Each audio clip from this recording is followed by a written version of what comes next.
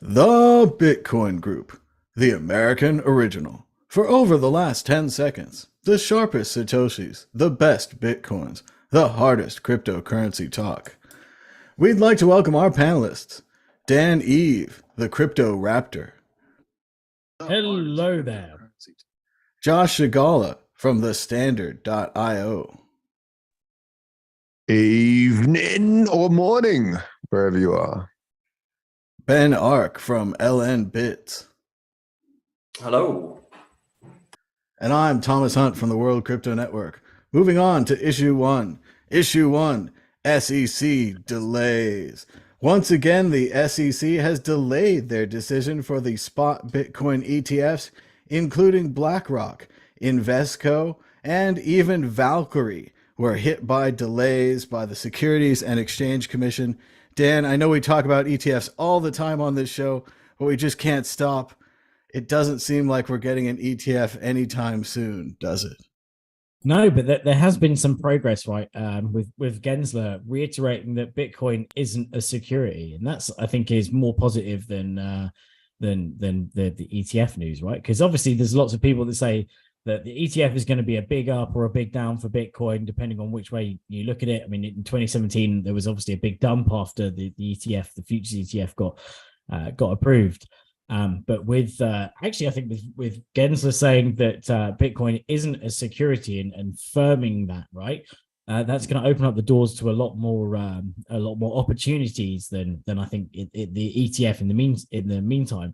There's obviously a lot of speculation, right, as to whether BlackRock's going to get there first, or the grayscale. There's the shutdown of the government, so there's people saying that technically, due to if the government did shut down, the US government did shut down by default, because one of the decisions was due or is going to be due at that point, that it would be allowed by default. So there's people saying yay and nay, but ultimately, the Bitcoin is Bitcoin, and if Gensler is saying it's not a security, I think that's more positive than just getting a decision on the ETF in the short term. Josh Shigala, why can't we have a spot ETF? Why can't Bitcoin have nice things? Well, it's one of these things that just keep on going on. And Bitcoin has this tradition of 2 weeks TM.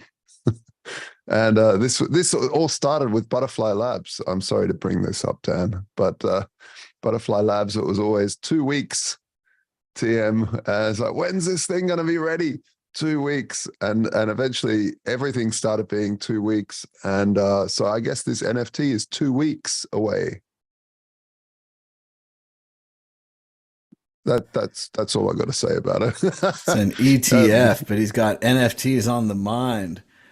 Yeah. Ben Ark, why can't we have an ETF? Why can't Bitcoin have nice things? Because the SEC, I mean, they have to, like, the whole reason we're excited about an ETF and we want an ETF is because all these big institutional investors, like the retirement funds and these big institutional investors who can't get exposure to Bitcoin because they don't want to buy Bitcoin and hold it themselves, it would give them exposure and they can have it in their portfolio, which would be very, very good for the price. That's the reason we want an ETF.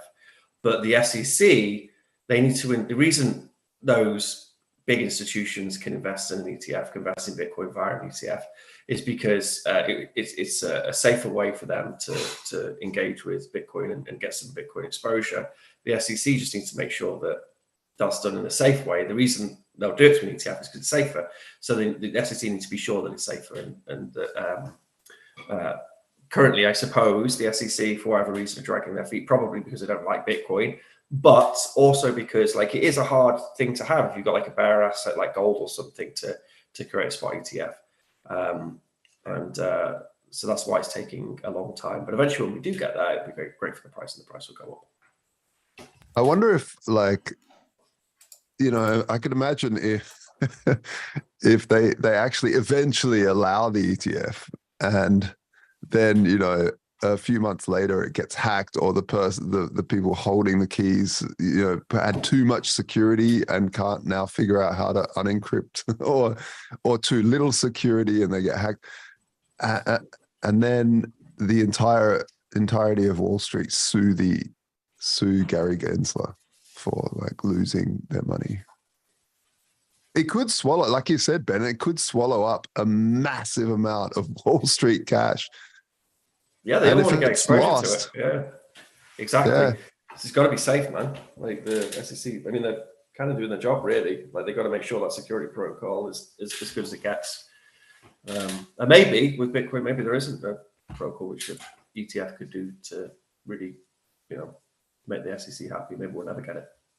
it's a fine line, isn't it? Because you're right, like even for personal storage, it depends how you can go really secure.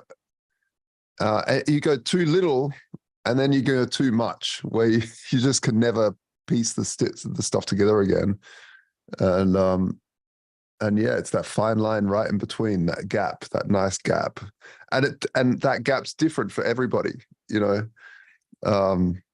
is a very hard problem, and we've talked about this on the show before as well, about governments having this problem. This one, when me personally am not a big fan of governments holding Bitcoin, because it's just so hard to secure, basically, for a government. If the government goes out of power and you get some psycho that just takes the money, so it takes the private key, goes, look, holds the whole country to ransom, then you've got a dictator on your hands. And then we finally get to find out how many Bitcoin can fit in a briefcase in El Salvador. Oh, spoiler alert! Spoiler alert! Oh no, Josh, my favorite thing about the Bitcoin ETF is that the very next day they approve the Ethereum ETF, and then everyone gets really mad, and then they approve the Litecoin ETF and the Ripple and who knows what else. And again, Bitcoin carries it through the land, and it doesn't matter in the end, as they just give it over to the others. That's a very good point. So it's like if you approve a Bitcoin ETF, then you have all these shitcoins coming, and they want their ETFs as well. And then do you have to then approve them? And then you also have like just the the general scamminess, and maybe not Ethereum, but some other coins which obviously they have that extra danger of just being scammy pump and dumps and not decentralized. So it's allowing a Bitcoin ETF could kind of open the floodgates to. Well, and what's to say that Dogecoin doesn't deserve an ETF? Dogecoin is certainly just as good as Bitcoin, right?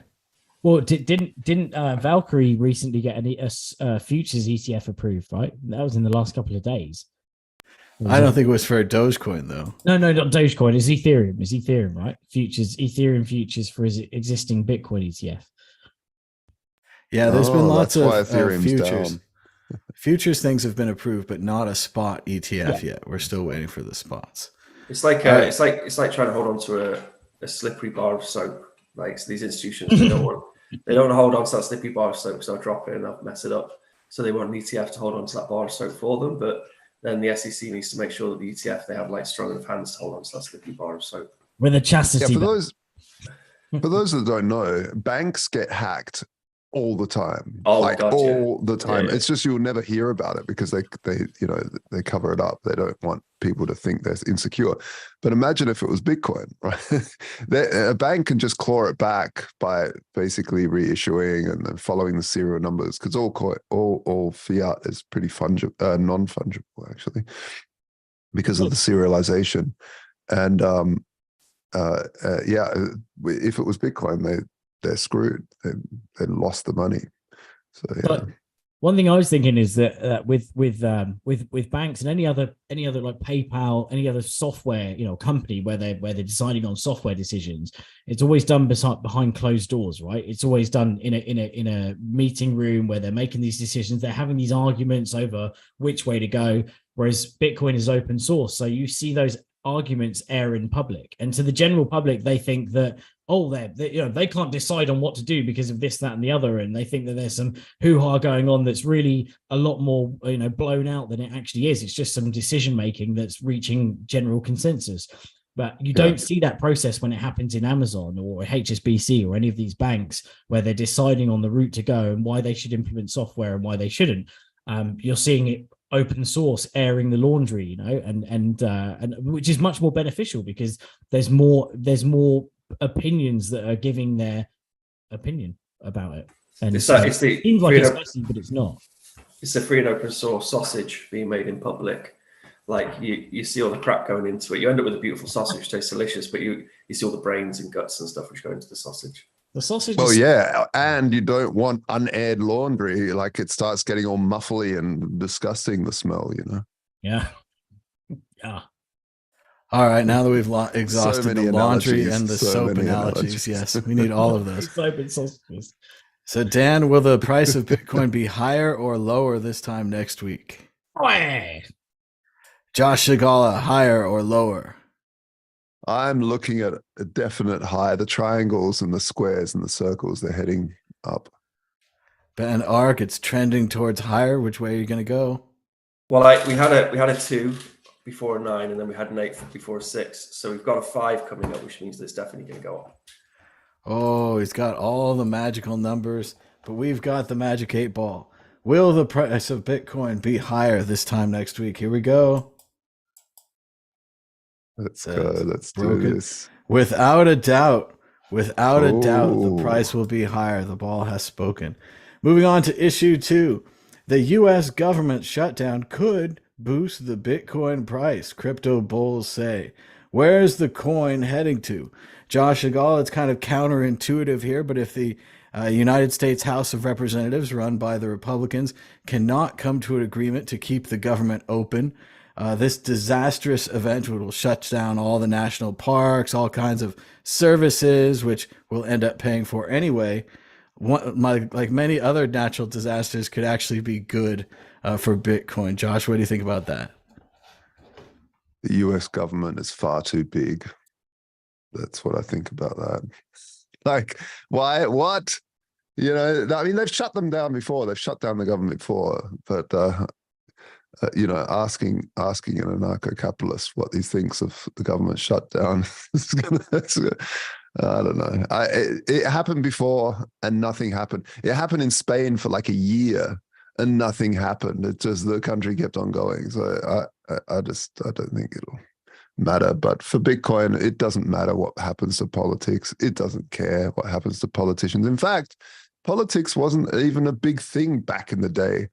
Back in the olden days, politics was just a thing that you might get into if you're. In fact, that's why they didn't allow everyone to vote. They just said only a few people who are really interested in this thing can vote on stuff, because it didn't really make that much difference. Nowadays, it's just that people are obsessed with politics, but it doesn't actually affect that much stuff. It's just the real stuff that affects people is what happens in the private sector.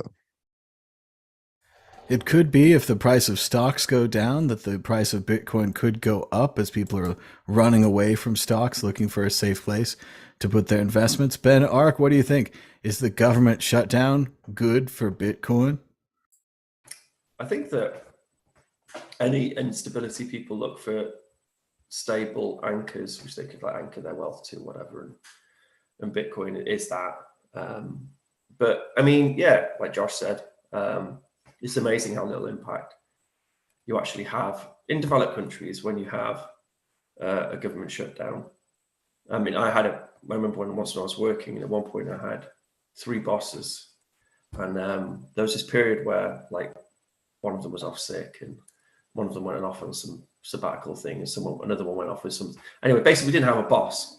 In the little department where I was teaching, we had like, you know, about 6 months without any bosses, and it was probably the happiest working environment I've ever had. And government shutdowns are kind of the same. Like, stuff still gets done. You know, there's still departments who still do. They just don't have to worry about the big boss just, you know, trying to make themselves relevant by barking down on orders and micromanaging them. Anyway, I like the idea of a public agora when it comes to decision making. And I think that maybe people are trying to get that with some of the social media stuff and in the way they're becoming more politicized. But they're not quite sure how to best vent that energy. I mean, probably we need more direct forms of democracy, and you know, rather than voting every 4 years or whatever for a politician, we should be voting daily. And maybe people being able to they want to be engaged, and they want to have their say. And part of the frustration of not being able to do that in a daily way on topics which are relevant to them in the country where they live is not being up just watching some politician like dumbly making these stupid mistakes. Anyway, so yes, probably good for Bitcoin because people will see it as an unstable moment for society, but generally the rest of society will go and work better because no masters, we're all anarchists here, aren't we? Well, we definitely don't save any money during a government shutdown. The vital services continued, and I don't know how, but somehow they pay them. They have a slush fund somewhere. Meanwhile, everyone else is furloughed, which means they don't have to go to work, but that the government generally owes them money anyway. So for most state and federal workers, they'll be paid back, but the state and federal won't get the work out of them. They'll get the money, but they won't get the work. It's also bad for contractors who may not be paid back after all, and could be a real disaster for their plans. It's bad for everybody, but it's always fun to just screw everything up just for fun. Dan, Eve, what do you think? How will the government shutdown in the United States potentially affect Bitcoin? Yeah, I'm with the rest of the panel. I think it's much ado about nothing, right? You hear the all the wild things about what could happen when the government shut down, but things still tick on, the clock still ticks. There's obviously people that will take their furlough and not do the work. There's plenty of people that will carry on working and just be like, this is an ordinary day to me. I'm being paid for it, but I don't need to go into the office. Might log on and do some work from home.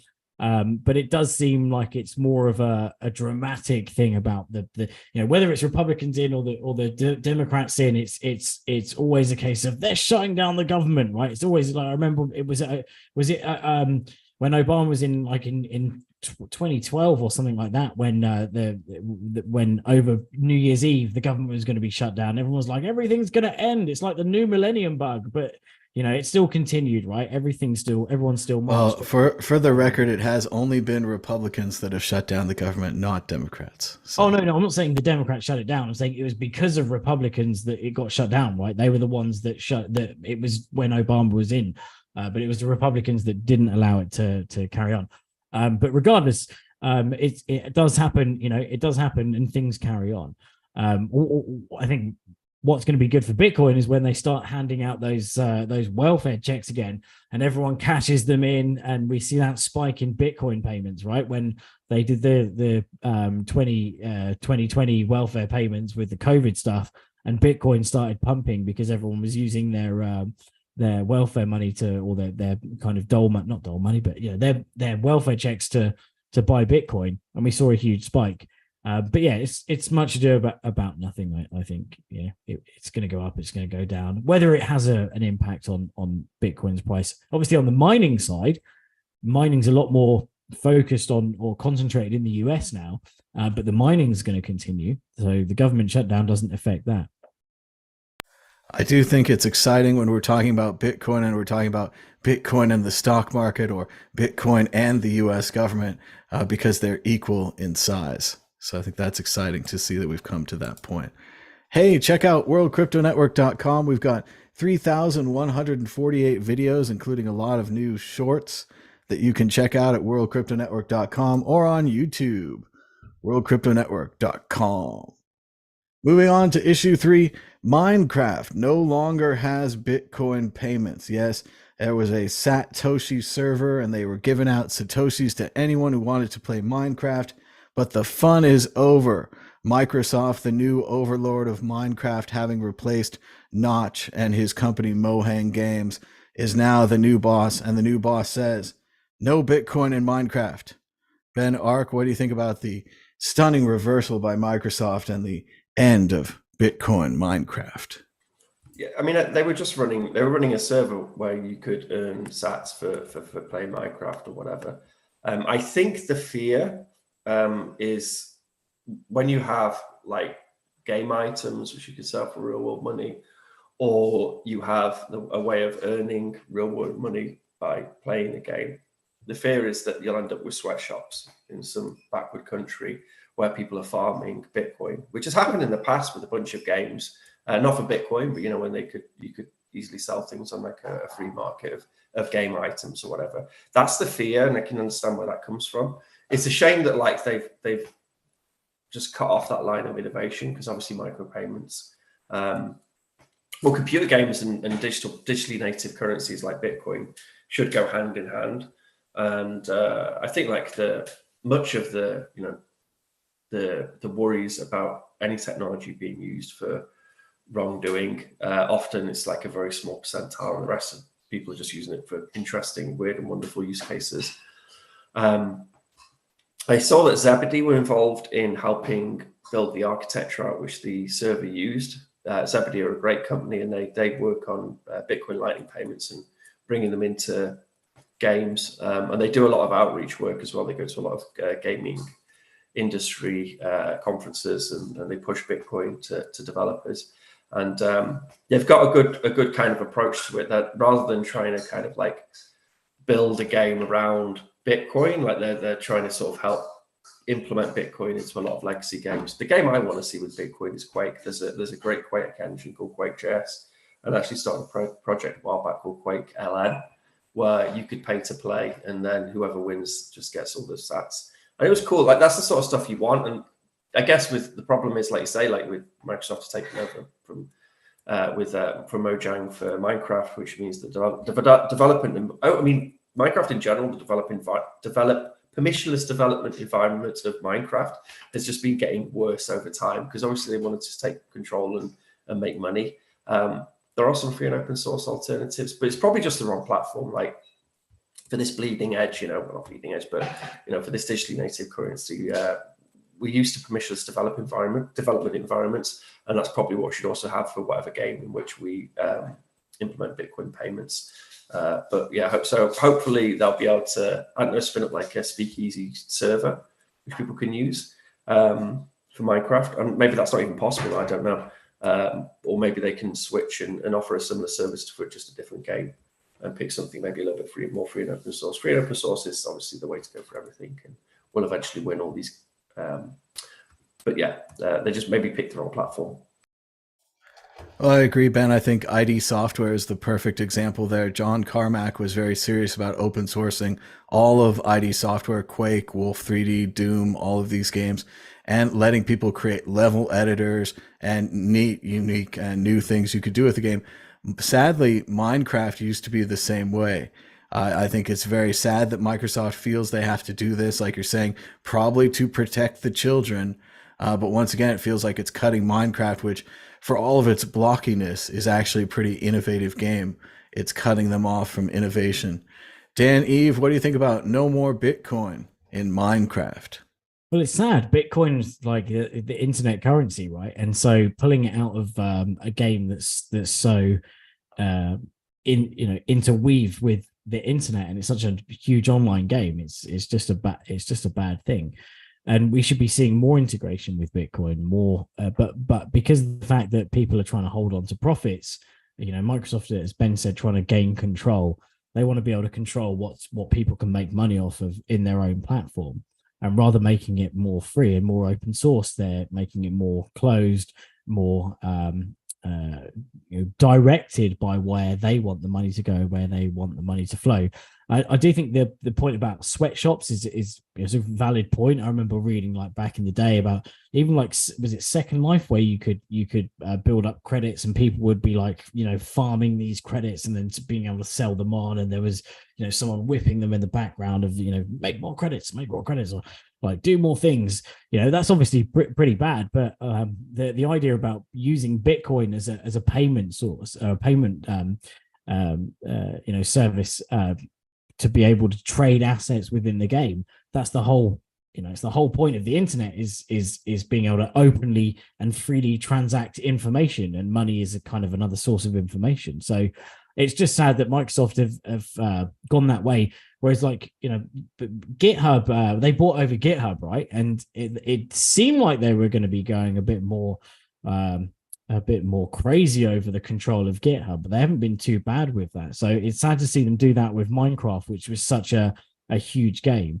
But that's Microsoft, right? And yeah, Bill is a shrill.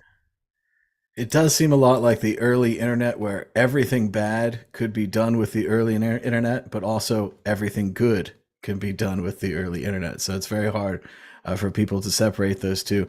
Josh Shigala, you've been in Bitcoin a long time. This harkens back to when Apple was trying to block Bitcoin wallets from their phone. They wanted to protect their 30% App Store monopoly.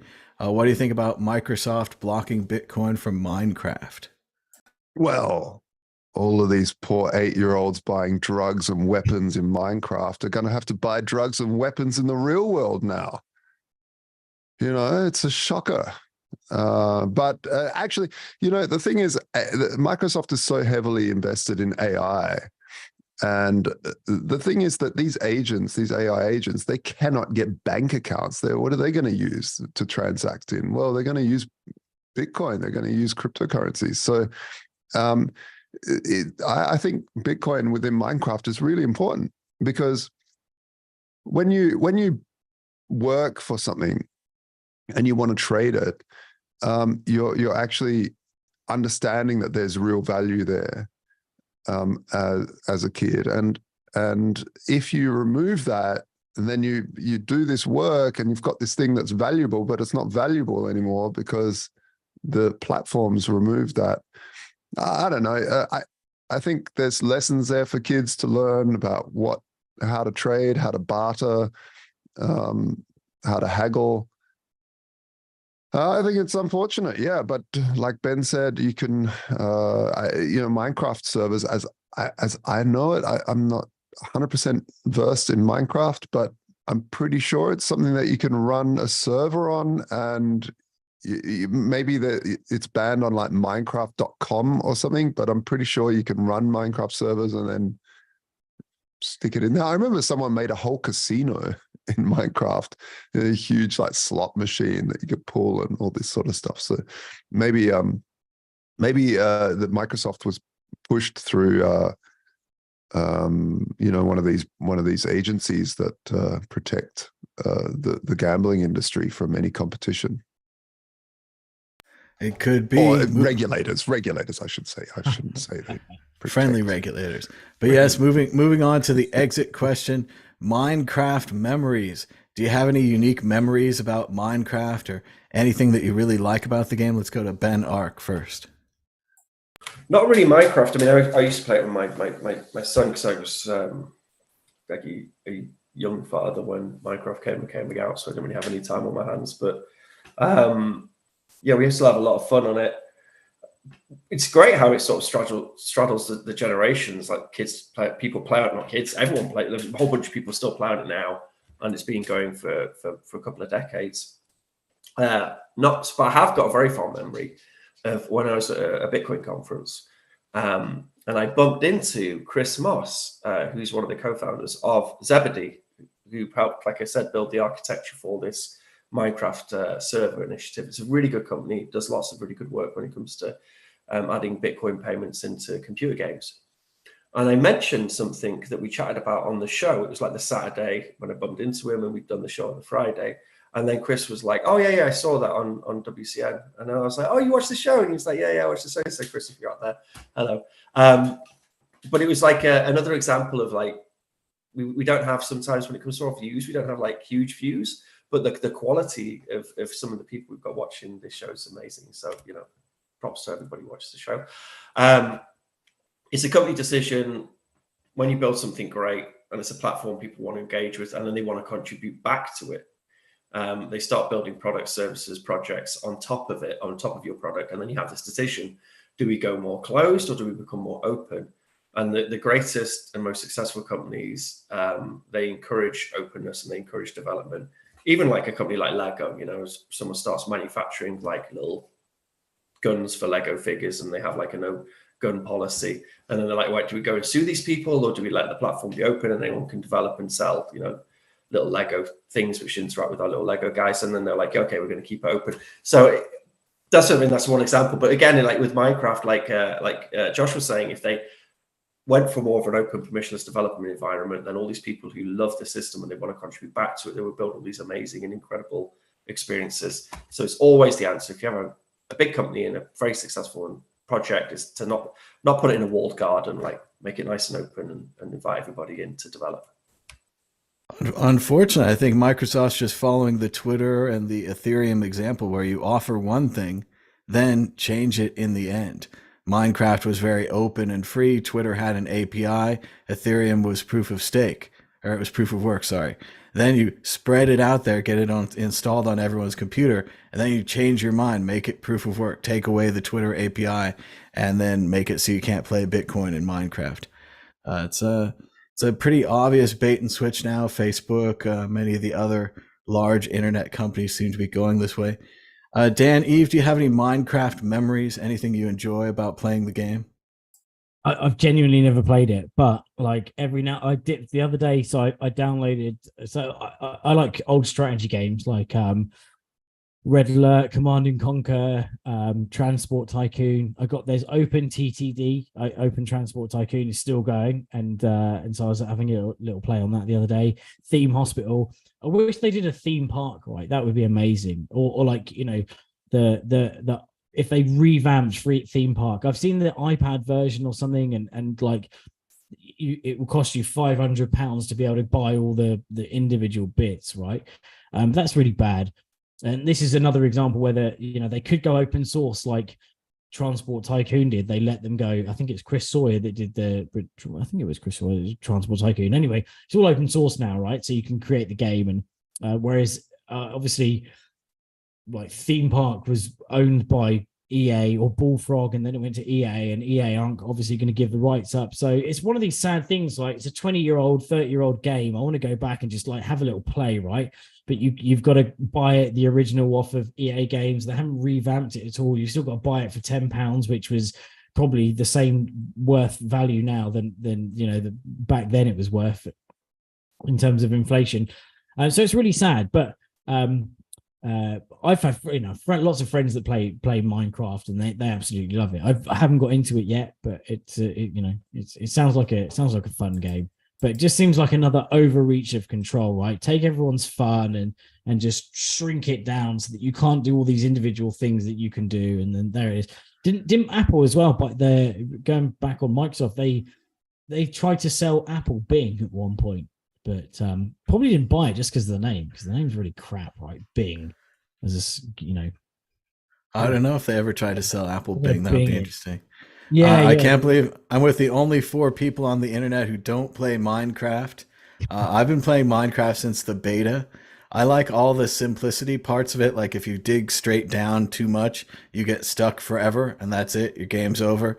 I like the way that you can build things during the daytime. Then at night, the creepers and other things will attack you. And just the basic simplicity, the way you build a shovel out of 2 sticks and a piece of wood, or 2 sticks and a stone, it becomes a stone shovel. Just the way that things can be built with other parts of the game. It also reminds me of a level editor for Quake or Doom, something that I would play anyway, and there wouldn't be a game there. So to put the game inside of the level editor was the true genius of Minecraft. Josh Agala, do you have any Minecraft memories? We still got a chance here. Has anybody actually played this game? No, I never played it. I'm too old for it. But we had ours. We had our games that I can't. I was just never really. I played Street Fighter. I don't know. But yeah, someone in the chat said Bit47. Payment codes are a really interesting way that you could circumvent this, because you can put a message in there, and you could definitely circumvent with some of these interesting ways. You don't need Bitcoin within Minecraft. You don't need Minecraft to recognize Bitcoin. What's Bit? That's for sure. What's Bit? How's Bit47 work? What's this? How does it work? So basically, it defines a technique for payment codes, and you can basically put a message into, as far as I understand it, you can put a message into kind of like a reference code into Bitcoin. So correct me if I'm wrong, chat, but yeah, that's cool. So you could like almost pay to play, and then put the reference, and then you could have something looking for the reference code in the mempool. Yeah. And then do a thing. Yeah. Oh, that's nice. So just like in banking, when it says reference, and then you put a little thing in there so the company knows the money's come from you. Yeah, that's cool. Well, and originally there was another server that did have Bitcoin Minecraft before this. They even had a fun thing where you could take the Bitcoin, which were, I think, diamonds or emeralds, one of the really fancy items in Minecraft. Then you could throw them in the lava and see what would happen. Does it I destroy think that the was Bitcoin? I don't know. that was another one of our viewers, Jay Deluxe, built that Minecraft server. Oh I yeah, think. yeah. Yeah. That was a So classic Minecraft server, and I actually played on there. You could play on it; it was super fun, and somehow you get some satoshis. So it's too bad you can't do that at Microsoft anymore. They're the no fun crew these days. Moving on to issue 4, Coinbase holds $25 billion in Bitcoin. That's 5% of the total supply. It's time for everyone to freak out because Coinbase now has perhaps a near monopoly on Bitcoin, holding 5% of the supply. I actually am going to go devil's advocate here and say it's not actually that bad a thing. But Dan, Eve, tell us how bad it is that Coinbase owns 5% of all Bitcoins. I don't think so. On the erring on the side of disaster, I don't think it's that bad, because if they lose the private keys, then 5%'s like gone, and everyone's like, well, so no one owns 5%. See, I'm down on the other side where I say at least this 5% can't be lost. Us idiots with our keys and our stupid computers are going to lose the rest of the Bitcoin. At least we could say there's 5% that's safe on Coinbase that you guys could use to trade. How safe though is that? I wonder if they're using like Shamir secrets, or they've got like 2 letters of the private key split up into 120 different bank accounts, and it'd be really, I'd be really intrigued to hear their like security system, how developed it is. But it must be pretty hardcore. I read once that they have like tents. They have, in order to do certain transactions, they have electromagnetic like fields around certain tents where they can't be penetrated, and they can only sign a transaction within this specific tent. So if you're someone that's like, a grandparent who's like, oh, I don't want to, I want to have Bitcoin, but I don't want to hold my own private key because I can't even remember what I had for supper last night, let alone to remember where I put my private seed. Then it's good for those people, but for someone else, we like to hold our own private keys. It's like holding your own destiny, right? Becoming the master of your own universe, or whatever He-Man is, or She-Man, or whatever it is in 2023. But mastering of their universe, I don't know. But the fact is that you can give other people your private keys, but if they're gone, they're gone, and you've got that regret that you gave it to someone else. Whereas if you hold it yourself, you are the master of your own destiny. You've just got to be happy and be confident in the way you're storing your private key, because when you lose it, you lose it. So if you're giving it to another company, you're offsetting handing off that risk that company is managing that process correctly, whether it's from the the signing process to whether it's actually storing the seed, so that if something happened, if there's an office party where 50 of them suddenly die, and that's like 75% of the private keys, and they may, there's only a few people left. That's what happens when you hand off the risk to someone else.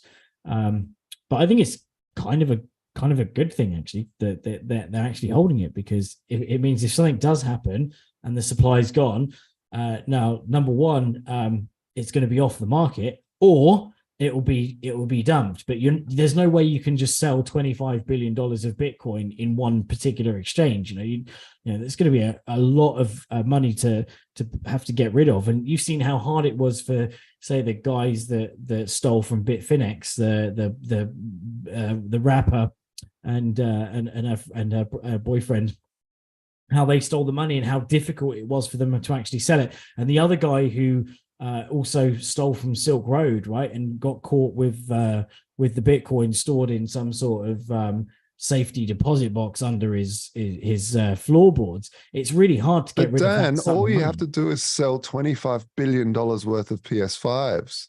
So it's not that. It's not that hard. That's more than like all the PS5s so far. Just wait for the PS6. Yeah. I like how the PS5 is the unit of account. How many PS5s is that worth? Oh, Ben's dog. Hey, doggy. But Josh Shigala, what do you think? Coinbase holds all these Bitcoins.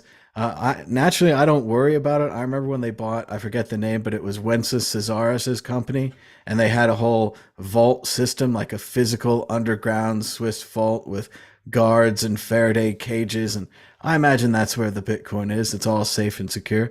Surely, Josh Shigala, you can trust Coinbase. Well, it's the other 95%, which is held by like 7 shady Russians in a hot tub.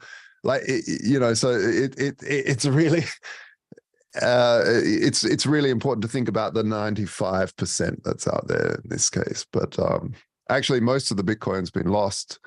So I think what, like 20% now. It's just an insane amount because people just can't get their shit together to store their Bitcoin well enough. But yeah, it's interesting, and I think for those hardcore Bitcoiners who are obsessed with self-custody, and I agree, it's really important that we are obsessed with self-custody. I think there's always going to be a case for the Coinbase, because to get mainstream adoption, some people just want the old school banking type of UX, and that's what Coinbase does. And they've done it pretty well up until now. They've, of course, security wise, in terms of IRS and all of this thing, hasn't been the best. But in terms of holding the actual Bitcoin, they've done a pretty stellar job. Haven't been hacked. That's that's something you cannot say for most exchanges. I'm proud to say that Vaultoro is also one of these exchanges that hasn't been hacked in the whole time that it's been around, since 2015. So it's good on them for holding for that long. Saying that, if you have a substantial amount on Coinbase, I would definitely recommend at least diversifying onto some sort of hardware wallet, and self-custody is always a winner, because that thing cannot be hacked. Although I have read stories where someone's used a paper wallet, followed all of the protocols, bought a laptop that's fresh, disconnected from the internet, downloaded the software to generate a seed, not even a seed, to generate an address. And then it was gone. It was gone because the address generator, the randomness, had a hack, and he went to a dodgy site. So it's a difficult thing. It's not easy to be absolutely secure. And well, Coinbase has professionals, but so did LastPass. LastPass had professionals. They have professionals that are obsessed with security, yet they got hacked.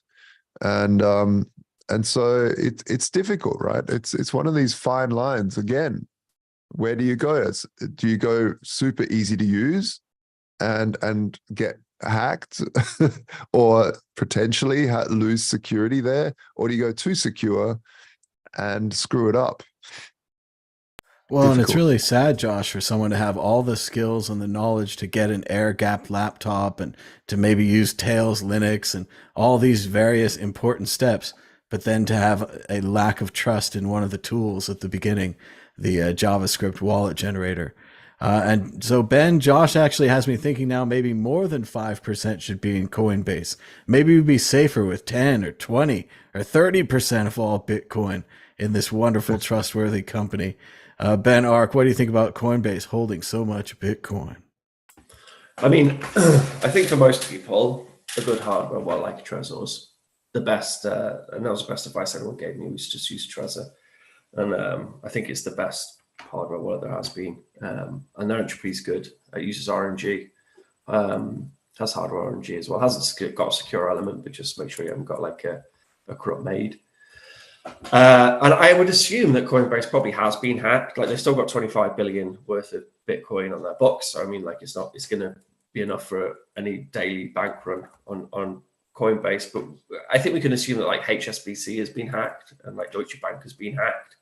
And they're closed systems where we don't know if they've been hacked or not. And Coinbase is also a closed system, but it is a Bitcoin exchange. So it gets attacked a lot. I mean, like I've said before, like we have our LMBits demo server. I mean, I'm sure, and that's constantly being attacked from all these random IP addresses because it's got the sweet, it's got the good stuff in it. It's got the Bitcoin, which if you get hold of, then you can, you know, obfuscate and secure in a way where it's not traceable.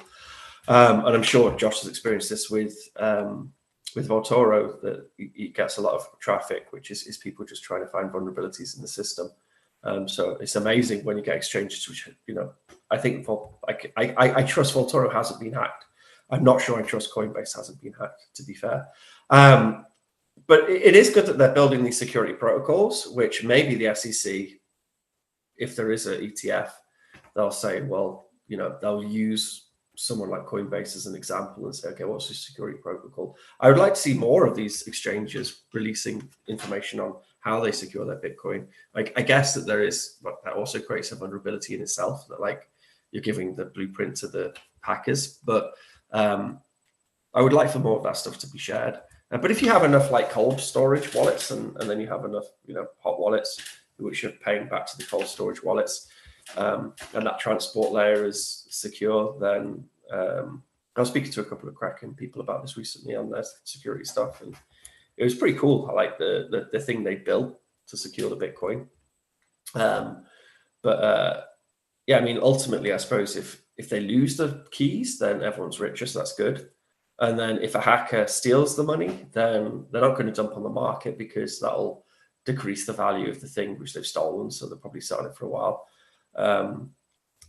We would hope, unless it's some government or something who want to crash Bitcoin. But even then, it's such a large amount of money that they would probably sell it off slow. I don't know, would sell off slowly. So it's not something I would worry about that Coinbase have 5%. Like you say, it is probably, they're pretty good at securing Bitcoin by now, even though they probably have at some point had some Bitcoin hacked.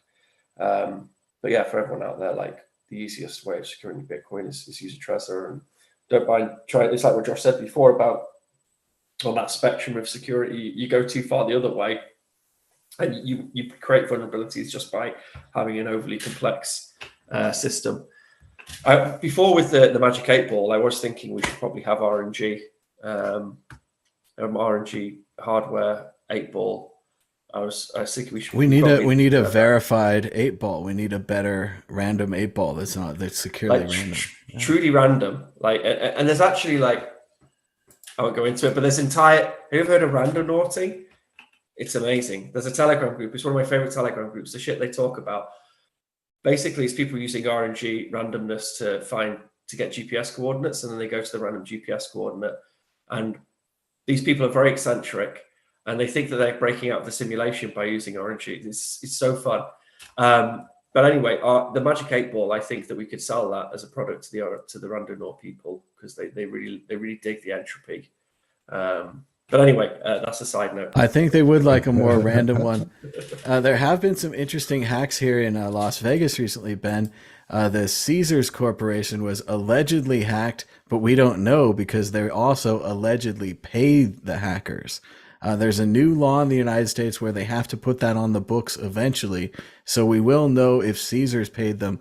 MGM did not pay and had their system shut down, had trouble with checking in guests, couldn't run their slot machines, had trouble with their parking systems, all kinds of problems. So at the current time, it does look like it's worth it to pay the hackers, and then the hackers, it's worth it for them to give you your data back so that people will pay in the future. So it's a lot of game theory right there. But a little side note. So once we did get, like a couple of years ago, we had a nasty vulnerability in LMBits, and on our demo server, we had like a significant amount of money stolen. And then I was like, oh man, and I got in contact with the, so it was on, they messaged me to say, oh, there's this vulnerability. It was a random like Telegram account which had been generated by just like an anon thing.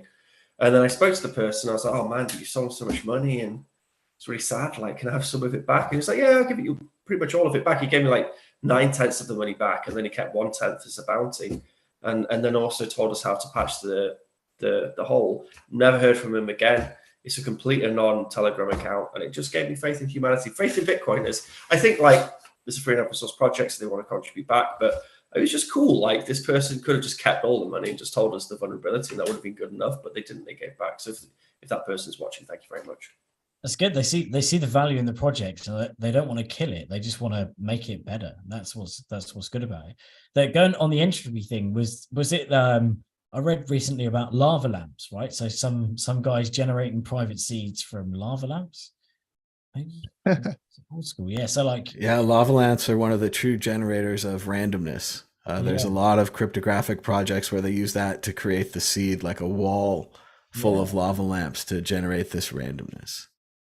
You need it. Well, That's mad. I think we're running out of our own randomness here. It's time to go to predictions or story of the week.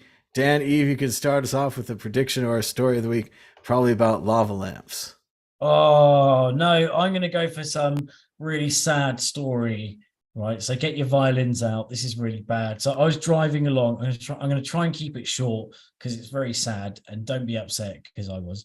But I found I was driving along, and there was a little pigeon, a little fledgling, and it in the middle of the road. And so I stopped the traffic because there was even people that looked like they were trying to run the thing over. I mean, Jesus Christ! So I like ran off the road, picked up this little pigeon, took him back, called him Barry. Because the Barry V2, because there was Barry V1, which is a racing pigeon that like hurt itself at my parents' house, and he kept on coming back for years later. Anyway, so Barry V2 I was looking after him, and he was doing really good. Spent a couple of days with us, and I was feeding him stuff, and he was just missioning around. He escaped from the garage, which is good because they stay in a cold, dark place while they get better. He escaped from the garage. He was just missioning around the garden. The dogs loved him, and the kids loved him. They're like, "Oh, Barry." And one of the kids, the other one was just like "Goo goo gaga," and then oh god, it's a bit graphic, but I was really growing attached to Barry, and I came back from dropping my son off picking my son up from school, and there's a fucking magpie literally packing its eyes out in the lawn. Barry's dead. Like, I was really upset. This is why I needed my friends from WCN to come back. I bet you thought I had a dead relative or something, but Barry was a relative, very close one, very quick. So no, I'm glad you came back to give me some support because Barry's like, I don't know what to do with him. But Hudson saw it and I was like, covered his eyes. I was like, don't look over there. And he was like, but Barry. And I was like, no, Barry's fine. And he was like, what about the blood? And I was like, forget about the blood. He's just happy. He's just eating a gooseberry or a raspberry or something. No, oh God. So the moral of the story, there's no moral, just poor Barry. Don't help birds. That's the moral. Oh shit! Awful, no, I'm really awful story, Dan. I all feel terrible. I'm reminded of what Jack Handy once said: "If a child asks you why it is raining, I think a cute thing to tell him is God is crying. If he asks you why God is crying, I think another cute thing to tell him is probably because of something you did." All right, Josh Segal, another story of the week, hopefully not involving the animal. Yeah, or if the ice cream truck's playing music, it means they've run out of ice cream. Yes, best. Shocker. Story of the week. We are, the Standard is officially one of the fastest growing projects on Arbitrum now, which is the layer 2 on Ethereum.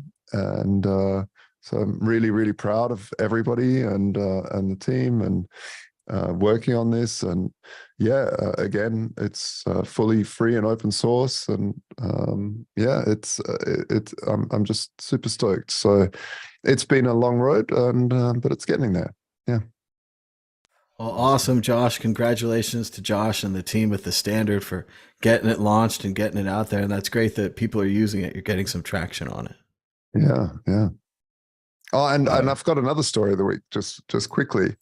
So LastPass, like I mentioned a year ago, got hacked, right? And for those that don't know, LastPass, it's one password and it stores all your passwords and creates nice fat ones. But the hackers, it was a really sophisticated hack. I won't go into it, but they really spearphished them, and they got these blobs of data, 330 million accounts, like a lot. And each account has hundreds of passwords and notes and all sorts of stuff. Anyway, they're all encrypted, these blobs. So the LastPass was like, don't worry about it. If your password's strong, they can't get in. But now someone at MetaMask has started to realize that some large OG accounts are starting to get hacked. And the common denominator between all of them is that they had their seed in LastPass. And so their thinking, which is probably right, is that these hackers are finding email, because the only thing that wasn't encrypted in these blobs were the emails attached to the blobs. So the hackers know which blob belongs to who. And so they're just going through like old Mt. Gox or whatever, just finding OGs in the space with their emails, and then brute forcing these things. So I had a wallet in there that was a test wallet where the seed was in LastPass, and I started to think, shit, after over time, test wallets become real wallets because money in there becomes worth more and more, and you're like, I better. Anyway, I went to some other places where I'd borrowed, like locked up collateral and borrowed against it and stuff like that within the Ethereum space and on competitor sites. And it was really difficult. I had to pay off the debt at a loss because Ethereum had dropped in price since I took out the debt. And that sucked. And then I had to pay for transaction to get the collateral out. And then I had to move the collateral to an uncompromised seed. And then I had to if I wanted to take the loan out, send it again, take the loan out. A nightmare. Whereas with the standard, because we issue dynamic NFTs that pull data from the blockchain and display what's in this debt. I went on the standard, I had like 25 or 20 different seeds, different vaults, and I just selected all of the NFTs and sent them in one transaction to a new uncompromised seed. And they all just disappeared from the old one and reappeared in the new one. So the debt and collateral all moved without me having to pay off debt, without me losing money, without anything. All of the smart vaults just moved to a new seed. And it was such a glorious thing. It was a use case that I hadn't designed for.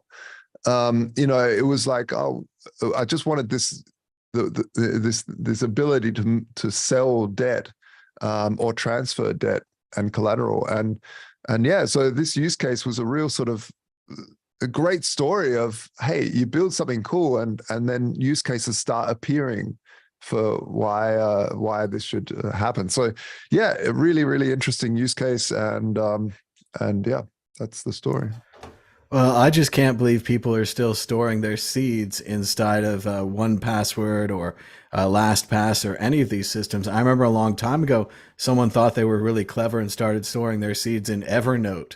And of course, their Evernote got hacked, and they went through and they scanned for seeds, and they found them right away. It was no problem at all. And it's this idea where the seed is like the padlock for your thing, and then your password is your key, and you're storing your padlock and your key in the same place.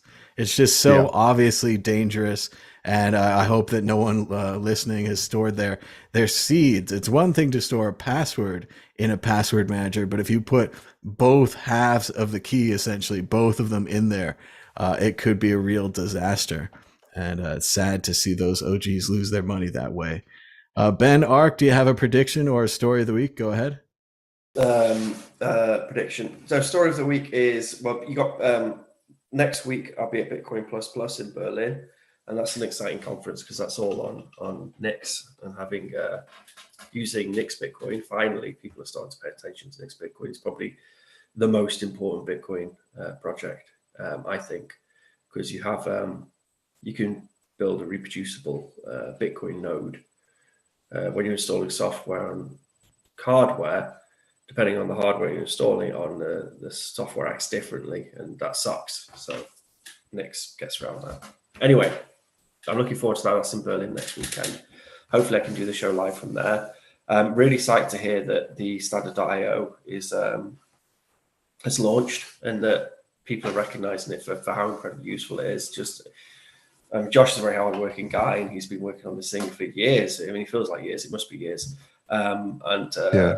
Yeah, and it's that's a testament to you rolling it out polished and ready for production, whereas a lot of people maybe rolled out a little bit earlier. And it's a testament to your just your diligence and all that stuff. Hey, so, thanks, Ben. Congratulations. Thanks a lot. Maybe I shouldn't have polished it so long though. No, but it's I mean, like, it's your like you're reacting in the way which you're responsible for other people's money, and like it's exactly what the way in which you should behave in this ecosystem.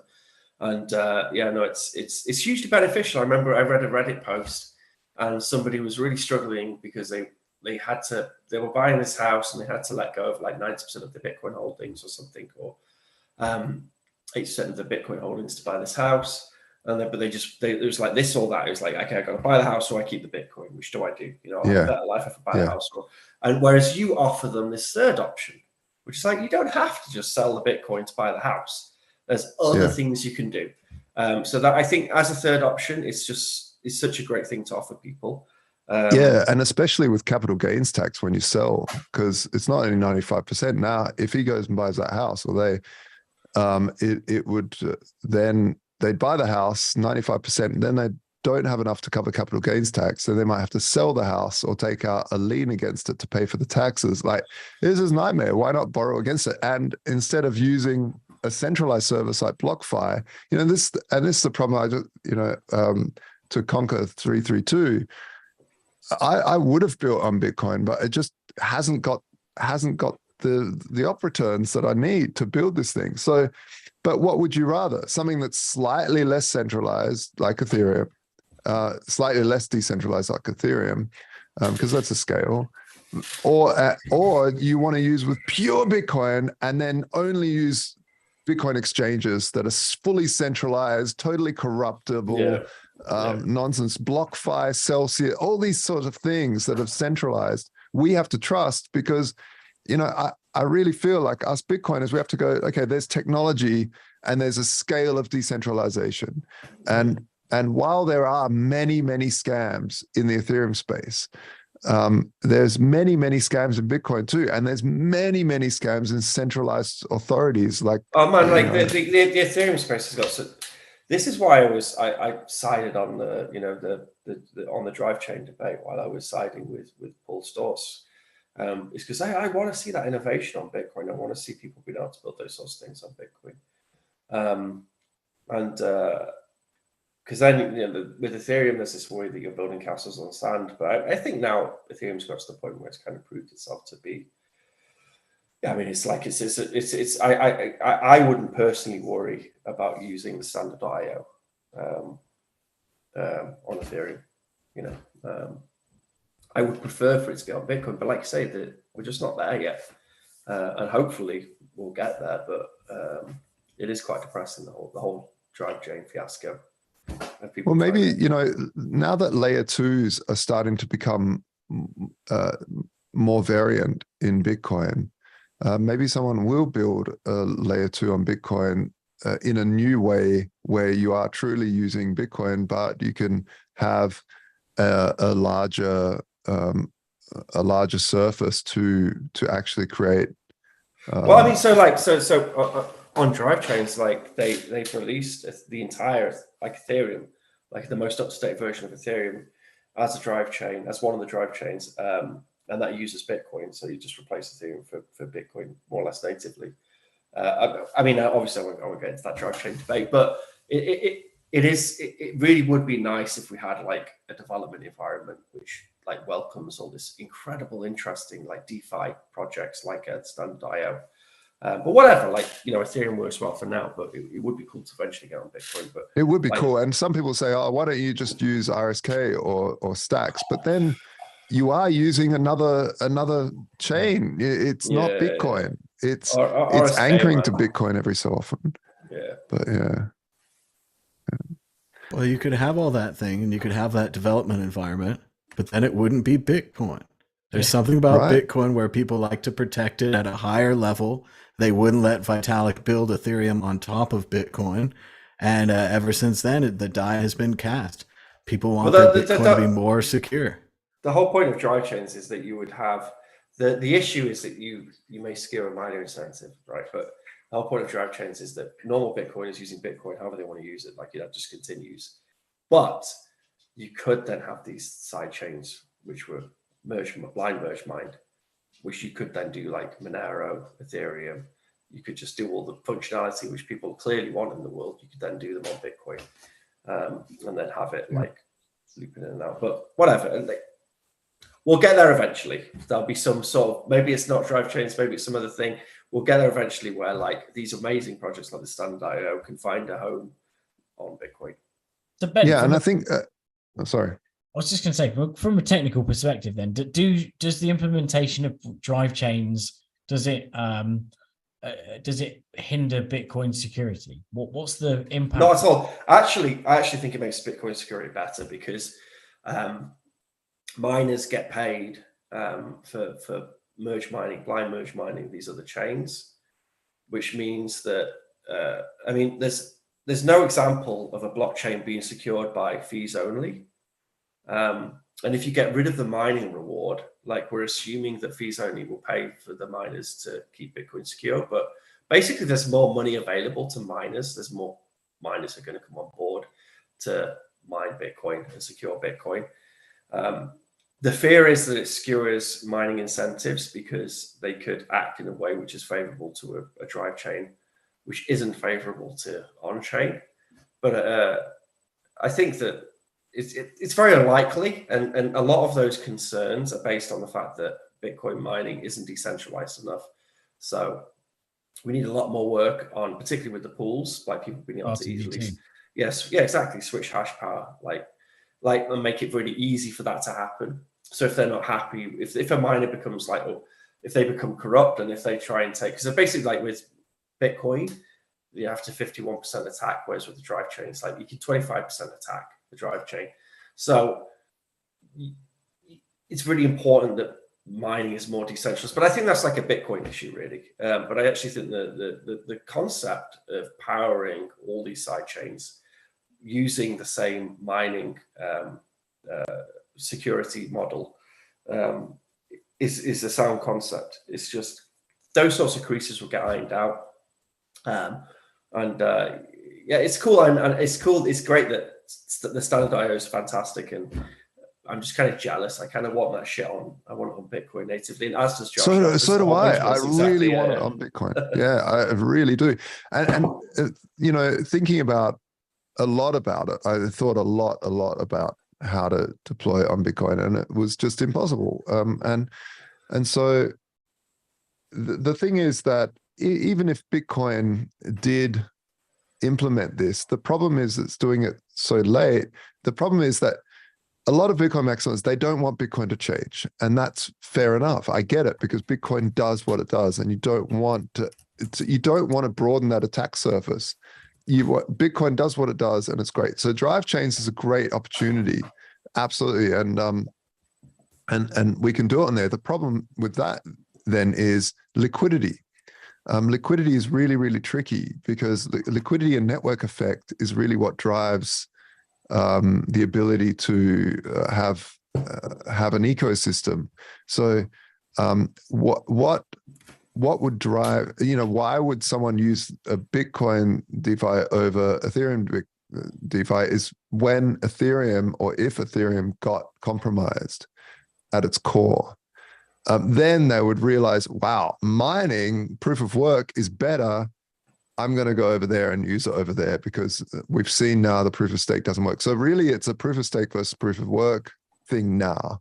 And in one way, obviously, I hope it never happens, because if Ethereum gets hacked, the trust globally in crypto as a whole, including Bitcoin, will be brought down a notch or 5. So it would just be a little bit, happen, but if you had like a drive chain thing where you had Ethereum as a drive chain, there'll be a little less friction. You could probably just transpose everything you've done in the Standard IO onto that if we ever got that thing in, and then for me, like I could get a collateralized loan on the Standard IO just using my Bitcoin, and I wouldn't have to do any like swapping out to Ethereum or anything. It would just be much more seamless. Yeah, you can. But then also, I mean, so like with the Bitcoin, with the maxi stance, it's very kind of like the binary, good and bad. Bitcoin's perfect. We shouldn't change. Inaction is action. Like if you don't change Bitcoin, it's going to change because of the way in which coins get minted and put into the system to secure the system.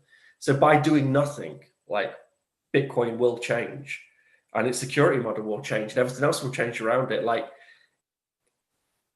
not doing anything doesn't mean that the system's going to remain the same as it is now. Like, it's always going to change until we get rid of the mining incentive, and we just base our whole system on fees, which there's no. So it's like, yeah. So this and idea you can use just, Bitcoin. You can use Bitcoin on. I mean, it's just wrapped Bitcoin. That's all. The other thing is sort of like scale. Like, you know, like if we're scaling, like Bitcoin scales to us and a bunch of ordinal dickheads who are like spamming the chain, right? Okay. And it's like, well, what if the whole world tries to use Bitcoin? So like, Bitcoin will change if you do nothing, and it will get worse, and its features will whatever. Like it's not like we can just Bitcoin will stay exactly the same as it is now just by doing nothing. It's not true. So it makes sense to develop and build for the world of people using Bitcoin. You know, the theory that Bitcoin should change, it shouldn't probably change. You know, it is really good at what it does. It probably shouldn't change. It's really good at what it does for like the few people who are using it, like us lot, you know, like an on-chain I can pay, you know, whatever, maximum like a couple of quid, and I can get an on-chain transaction in. Yeah. But then if the whole world's using Bitcoin, it changes. If the whole financial infrastructure of the planet is based on Bitcoin, which I personally want it to be, then it changes. So it makes sense to scale to meet that. It needs to adapt, right? Sure. To meet the needs. Well, what I would love to see is, so RGB was working on a layer 2 for using, I think it was using Lightning to build smart contracts within Bitcoin. And I would really love to see how that evolved. I haven't kept up with the project for a while, but I think actually RGB on Lightning, it actually relied upon something getting forked into on-chain in order for it to work, which I think was an error. There was an assumption that it would get forked in. So I think that, and it soft forked. Yeah, and it's like, yeah, okay, good luck. Mm-hmm. I think we do have some conferences coming up, Josh. You might learn more about this at HCPP. Isn't that this weekend? I think the 10th and the 4th of October 4th and 5th. Callie from Ellen Bits is in HCCP, and he's doing a talk on Cashew. So if you're in Prague, go check it out. And then Ben, where were you going this weekend? He said Bitcoin plus in Berlin. That's the next Bitcoin thing. It's very important. And then the week after that, there's Bitcoin Amsterdam. That's it's less technical. We will Ellen Bits and Maker Bits, the communities. We will be running the workshop area for that. So over the 3 days, so come and hang out with us. That'll be a lot of fun. Very cool. And I know they just had the Honey Badger Bitcoin convention, the Baltic Honey Badger, up in Latvia. So there's been a lot of chances, at least in Europe, to go to some Bitcoin conferences and maybe talk to some people about what's going on and this new stuff and what everybody's working on. But right now we're running out of time. So still a chance for you to give us a like down below or to put your comment in or say hello in the chat. Until next time, bye-bye.